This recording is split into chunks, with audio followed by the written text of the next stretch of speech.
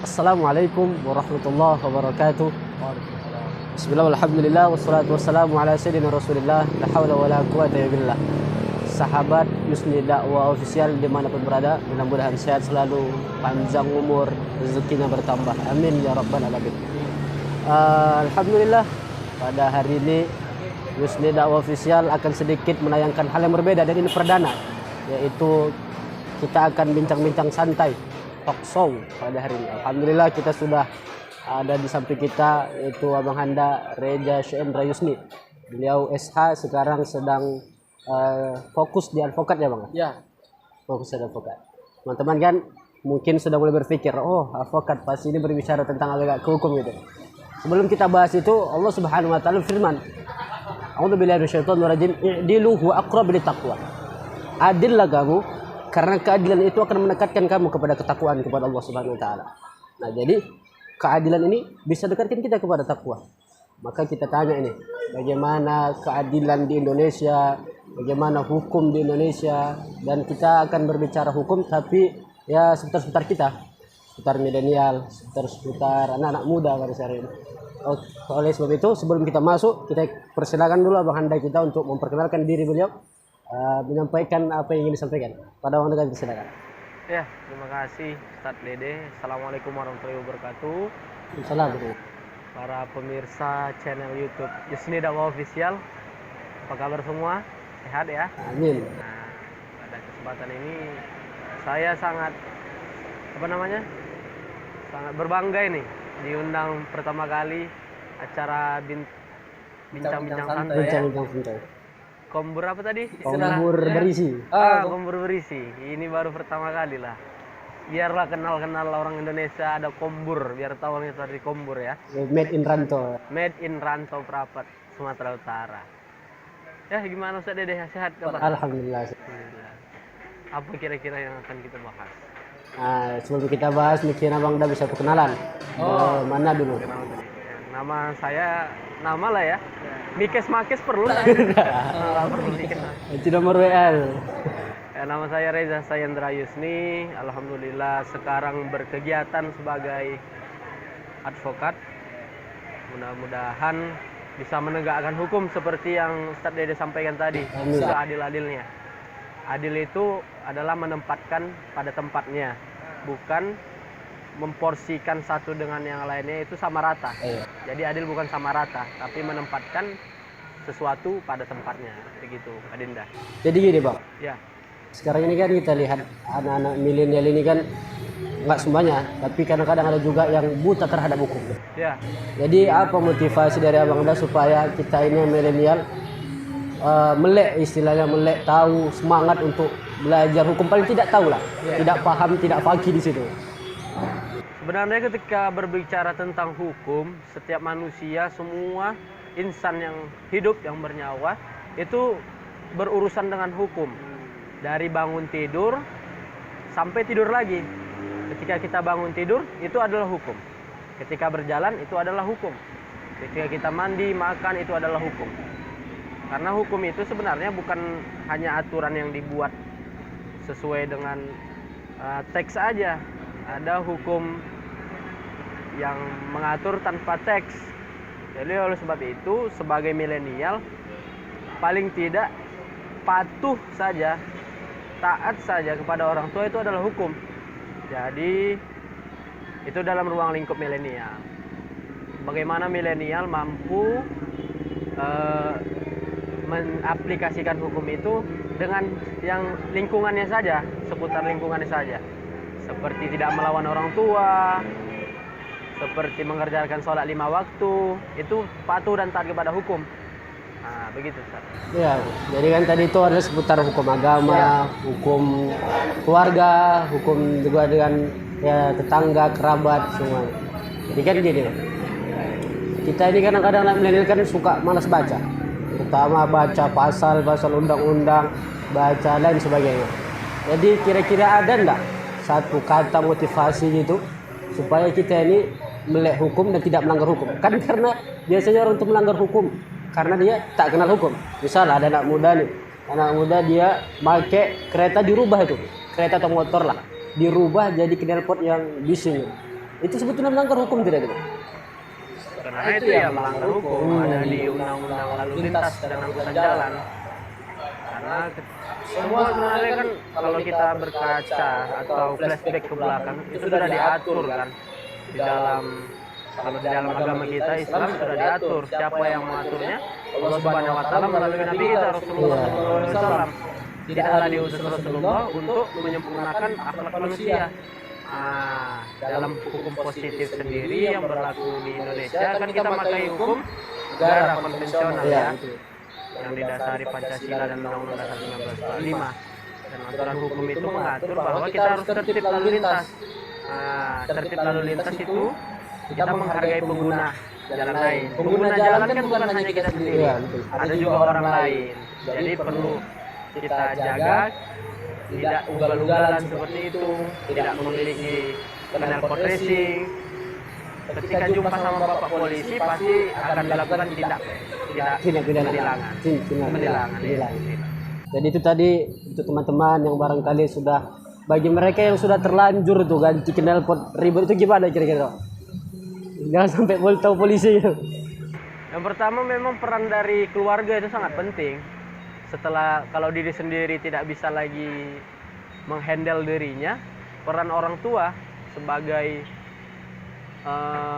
orang yang didengar di dalam keluarga itu sangat penting. Orang tua lah salah satunya kan. Ketika ada anak yang ya peran orang tua dulu. Ketika tidak dapat peran tua, ya pihak yang berwajib seperti kepolisian lalu lintas yang akan langsung kena tindak. Jadi memang perlu butuh dari unit terkecil dalam masyarakat itu keluarga. Perlu dari unit terkecil. Jadi gini, Ya. ada juga simpang siur ini. Ada yang mengatakan hukum nasional itu jangan belajar. Bagus belajar hukum Islam aja. Karena belajar hukum nasional nanti masuk neraka, nggak ada pahalanya kita ngapal undang-undang. Itu gimana kira-kira tanggapan Bang?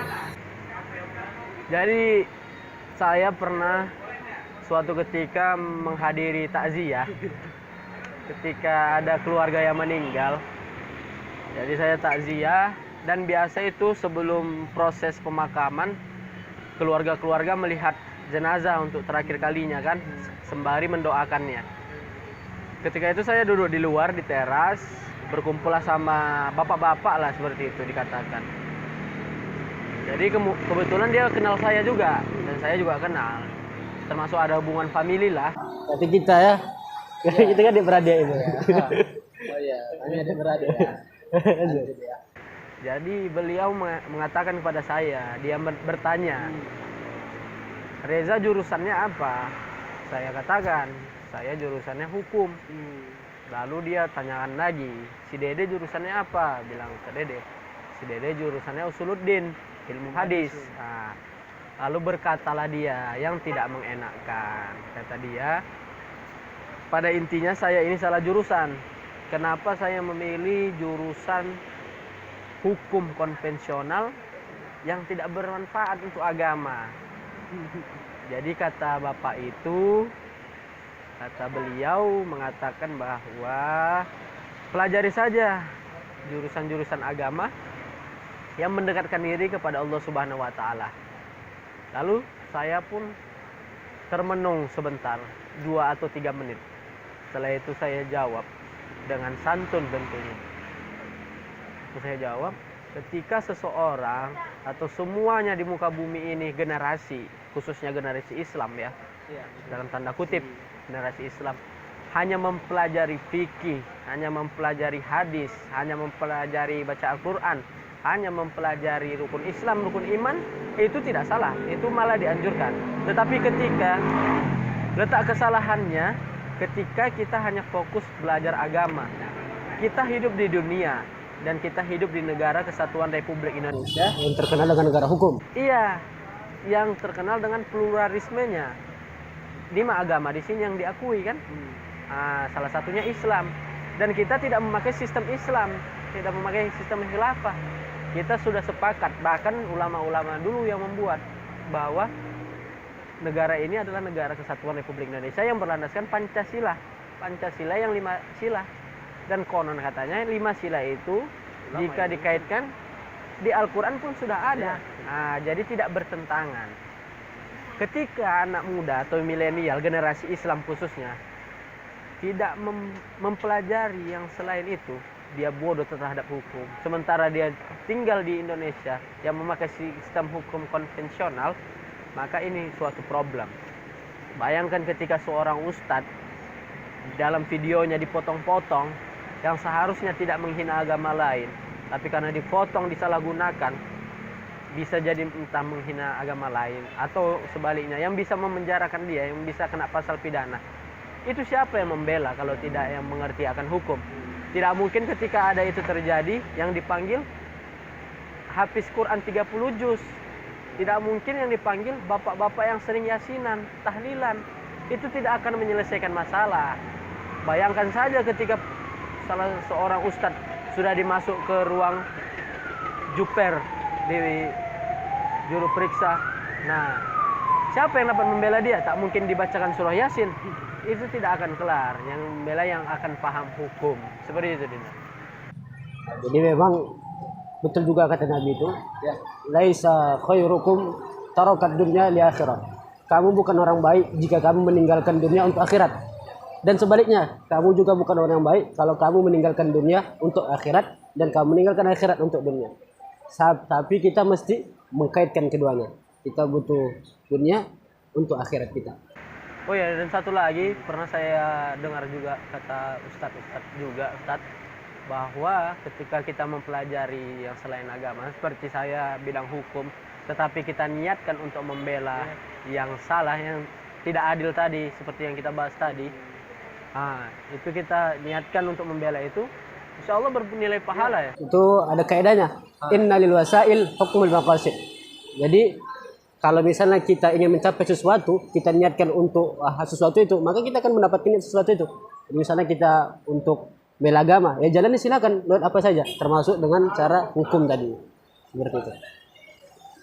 Ya, jadi teman-teman sahabat Yusnida Official dimanapun berada, ini sekelumit tentang hukum. Mudah-mudahan kita lebih melek tentang hukum, lebih tahu, lebih paham.